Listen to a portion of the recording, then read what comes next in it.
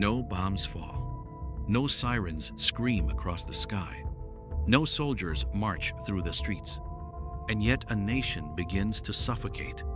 What if I told you that in the modern world, a country can be dismantled without firing a single bullet? That hospitals can run out of medicine, families can lose their savings overnight, and entire cities can fall into silence, not because of warplanes, but because of signatures? We imagine war as explosions, smoke, rubble. But the most powerful weapons of the 21st century don't explode, they disconnect. A switch is flipped somewhere far away in a financial district, inside a marble building, behind closed doors, and suddenly banks freeze, trade halts, currency collapses, imports stop. Confidence vanishes, prices spiral, and the slow destruction begins. This is modern economic warfare. It doesn't look like violence. It feels like inflation. It sounds like excuses. But its consequences are as devastating as any invasion.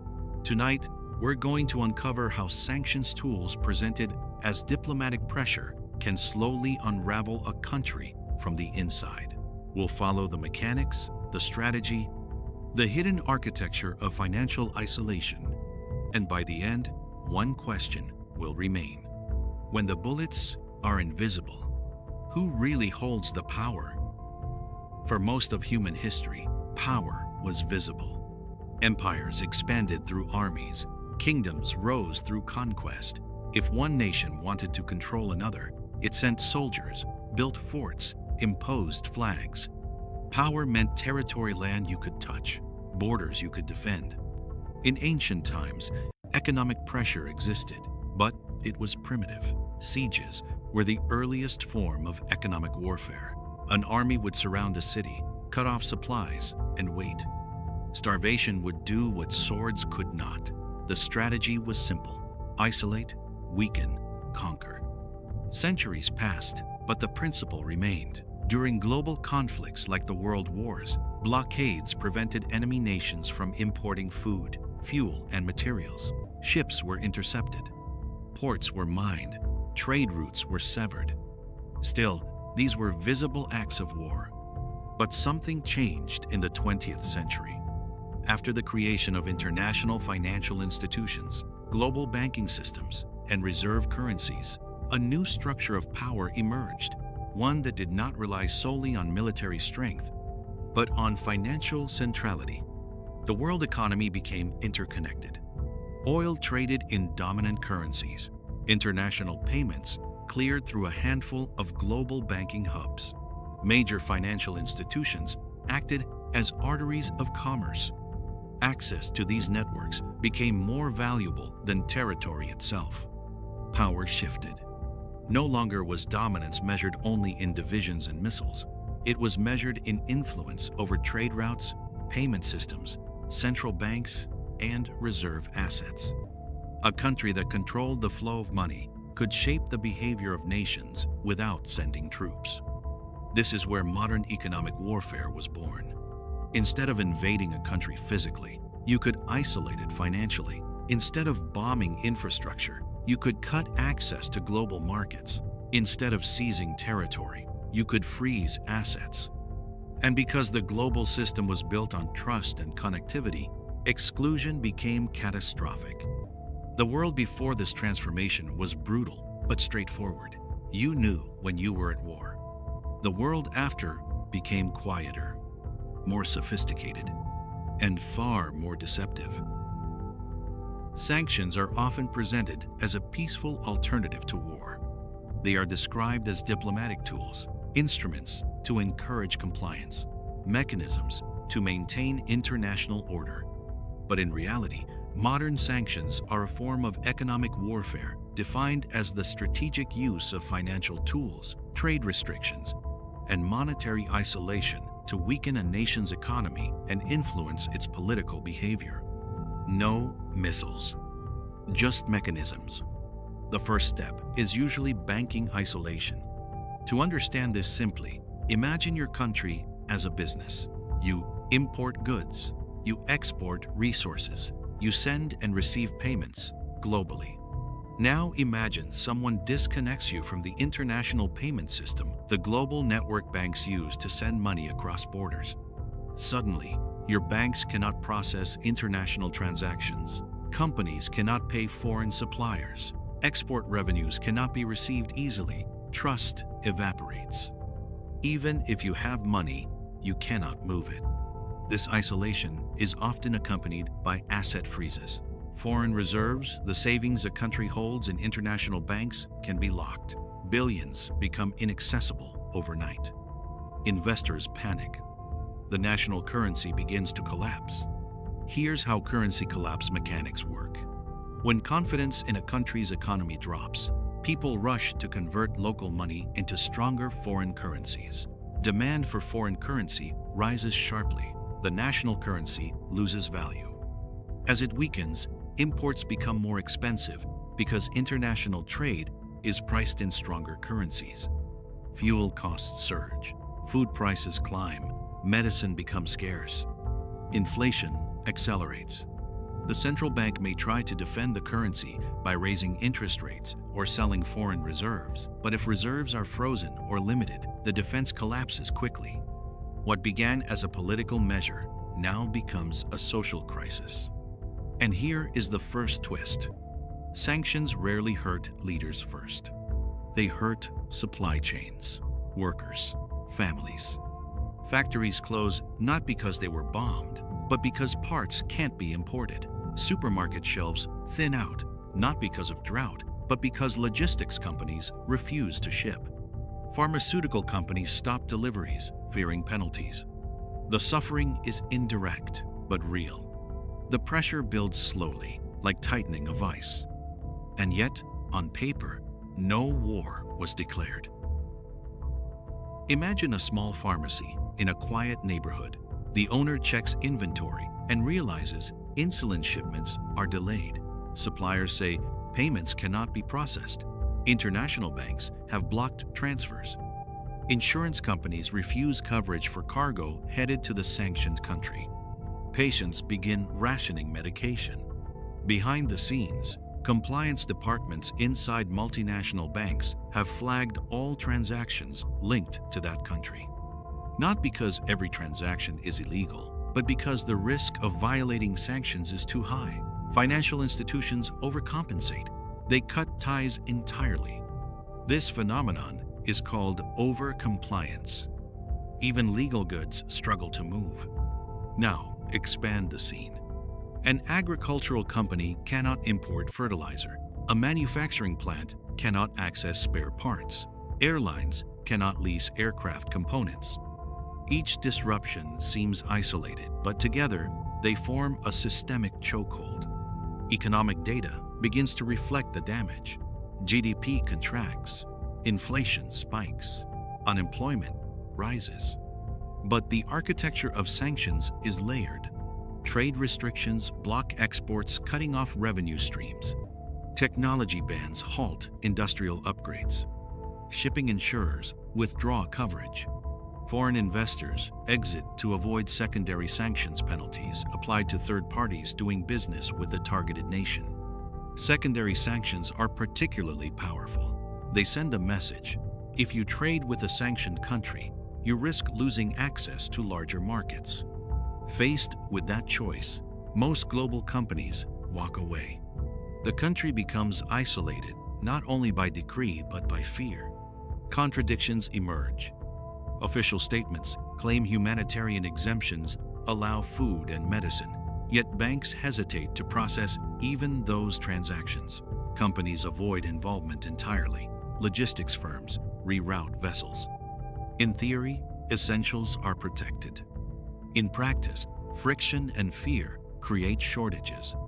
Black markets emerge. Smuggling networks grow. Corruption deepens as access to foreign currency becomes a privilege controlled by insiders. The currency continues to slide. Citizens lose savings. Salaries fail to keep up with inflation. Pensioners struggle. And yet, outside observers see no bombed buildings. Only numbers, charts, statistics.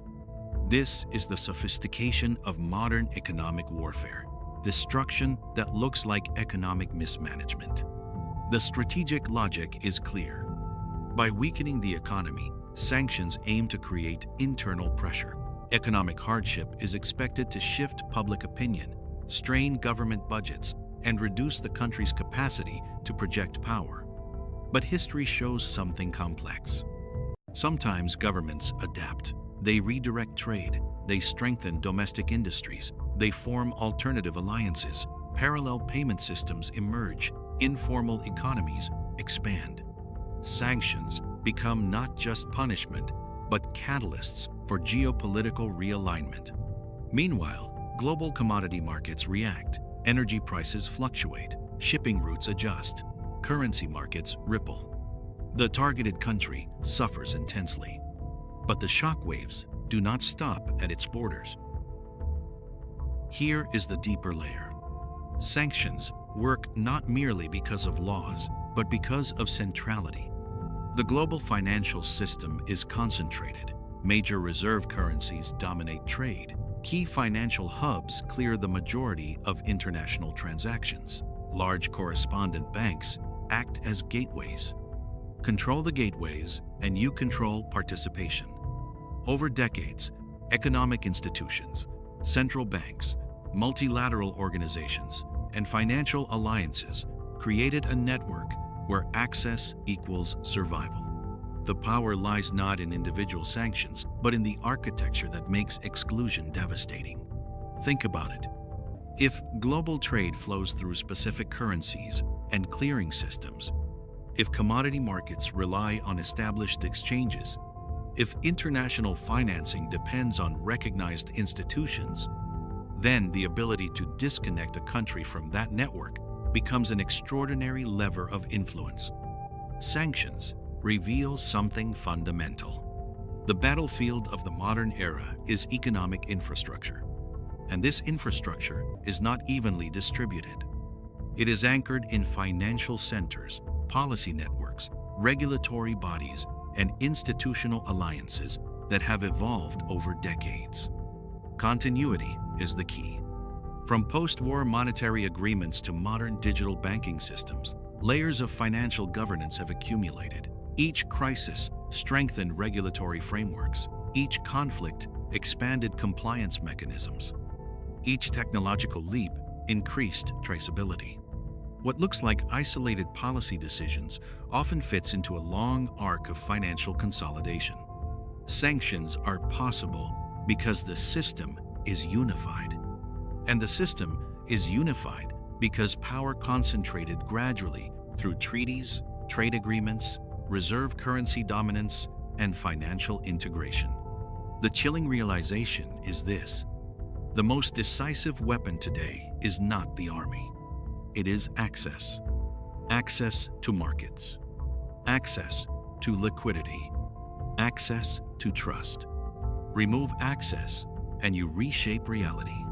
And yet, the power to grant or deny access resides in institutions rarely seen by ordinary citizens. Committees, regulatory agencies, central banks, financial oversight bodies. Meetings occur. Decisions are announced. Markets react instantly. No explosions, just recalculations. So the question becomes unavoidable. Does this power still exist? Look at the modern world. Investment funds manage trillions in assets. Conglomerates operate across continents. Think tanks shape policy frameworks. Rating agencies influence borrowing costs. Digital payment platforms process billions of transactions daily. Economic pressure no longer requires public declarations. Access can be restricted through compliance rules. Algorithms can flag transactions. Financial institutions can quietly disengage. In a digital age, isolation can happen at the speed of software. Wars no longer always resemble wars. They can look like capital flight, like sudden currency devaluation, like supply chain disruptions blamed on market conditions. Economic influence blends with geopolitical strategy. And as global interdependence deepens, vulnerability increases. The same interconnected system that enables growth also amplifies exclusion. For smaller economies especially, reliance on external financing, imported goods, and foreign investment creates exposure. Sanctions are not used everywhere, but the possibility of them shapes behavior everywhere. Countries diversify reserves, seek alternative payment systems, form regional trade blocs. Why? Because the lesson is clear. In the modern order, survival depends on remaining connected, but not overly dependent. The silent battlefield is financial, and it is active. There is something unsettling about destruction you cannot see. When buildings collapse, the damage is undeniable.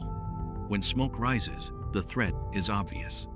But when a country weakens through spreadsheets and exchange rates, the suffering feels abstract. Until you stand in a grocery store facing empty shelves, until a hospital delays treatment, until savings evaporate. Sanctions are presented as targeted measures. Sometimes they are, but their ripple effects move through ordinary lives like slow-moving shadows. No gunshots, no sirens, just a quiet tightening. And maybe that is the most powerful transformation of warfare in human history. The ability to devastate without spectacle, to wage conflict through finance, to enforce power through access, to dismantle economies through isolation. So the next time you hear the word sanctions, ask yourself, if a nation can be brought to its knees without a single bullet, what does war really look like now? And if the most powerful weapons are invisible, who is holding them?